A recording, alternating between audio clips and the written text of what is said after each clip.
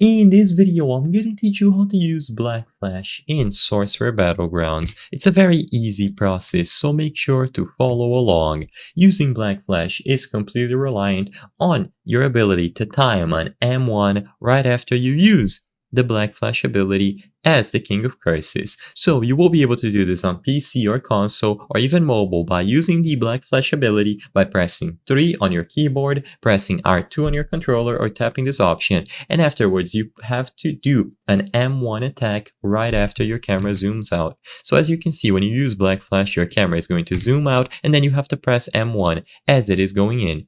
If you are able to get it off, you will perform a Black Flash. The timing is very strict, so it is going to take a lot of practice.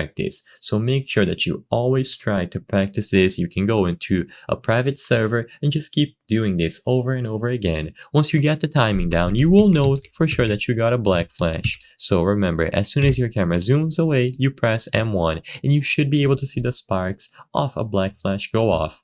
It is very indicative, and like I said, it is a very powerful attack. You will be able to do it up to 4 times, and all that you have to do is do M1 right after your camera zooms out from using Black Flash. So walk up to an enemy, wait for the camera to zoom out, and then press left click to see if you got it. So you will be able to do timed combos, and it is something very useful to have in your kit. Sadly, I don't have any more tips besides this, but all that you have to do, like I said multiple times, is to press M1 after you press 3 as the King of Curses, and you should be able to practice this and try to get it off repeatedly.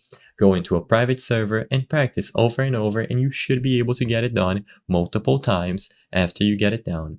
I hope I was able to help you on how to use Black Flash in Sorcerer Battleground. If this video helped you, please be sure to leave a like and subscribe for more very easy tips. Thank you for watching.